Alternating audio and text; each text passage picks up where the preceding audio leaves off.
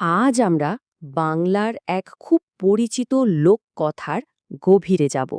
এটা হলো দুই রাজকুমার, তাদের এক নিষ্ঠুর সৎমা আর কর্মফলের এক অবিশ্বাস্য আখ্যান।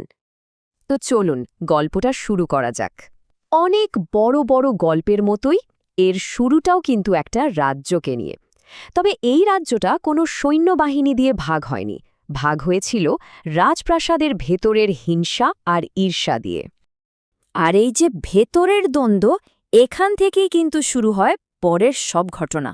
চলুন দেখি কিভাবে হিংসা আর দুঃখ এই পরিবারটাকে ধীরে ধীরে গ্রাস করে ফেলে। তো একদিকে ছিলেন রাজার প্রিয় রানী, মানে সুয়োরানী, যার মনে ছিল শুধু হিংসা। আর অন্যদিকে ছিলেন রাজার অপ্রিয় রানী, দুয়োরানী, আর তার দুই ছেলে, শীত আর বসন্ত। সৌরানীর হিংসাটা এতটাই বেড়ে গেল যে সে একটা ভয়াবহ কাজ করে বসল। একটা ওষুধের বড়ি দিয়ে সে দুয়োরানীকে বানিয়ে দিল একটা টিয়া পাখি।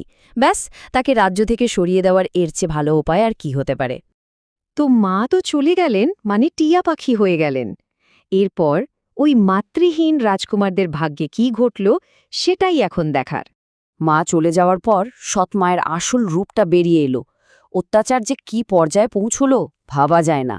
কখনো পোড়া ভাত আর ছাই ঠেতে দেওয়া, আবার কখনো কালা জাদু করা, এমনকি শেষে তাদের ফাঁসানোর জন্য মিথ্যে নাটকও করল সে। মানে তার নিষ্ঠুরতার তো কোনো শেষ ছিল না। শেষে এসে এমন একটা দাবি করে বসল যার শুনে সবাই চমকে গেল। সে বলল শীত বসন্তের রক্ত দিয়ে স্নান না করলে সে আর স্নানই করবে না।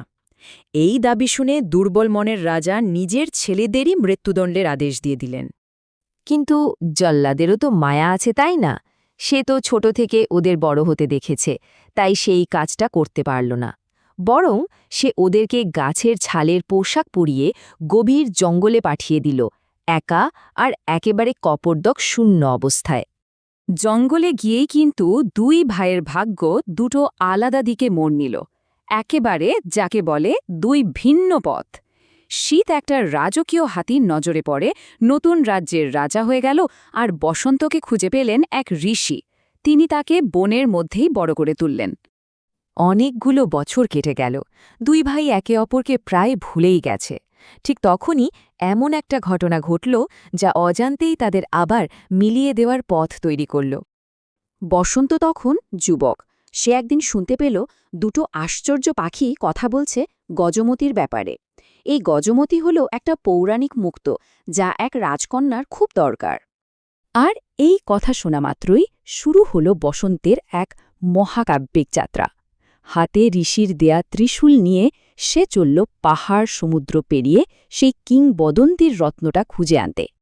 আর এ যাত্রার ফলেই কিন্তু ভাগ্যের সেই ছিঁড়ে যাওয়া সুতোগুলো আবার জোড়া লাগতে শুরু করল। একটা অবিশ্বাস্য পুনর্মিলনের জন্য যেন মঞ্চটা তৈরি হচ্ছিল। বসন্ত এসে পৌঁছাল এমন এক রাজ্যে যার রাজার পরিচয় সে জানে না। আসলে সেই রাজা ছিল তার হারিয়ে যাওয়া ভাই শীত। সে রাজাকে উপহার হিসেবে পাঠাল 3টে কথা বলা সোনার মাছ। যখন রাজবাড়ির এক দাসী মাছগুলো রান্না করার জন্য কাটতে গেল, ঠিক তখনই ঘটল সেই আশ্চর্য ঘটনা। মাছগুলো চিৎকার করে বলে উঠল, কেটো না মাসি, রাজা মোদের ভাই।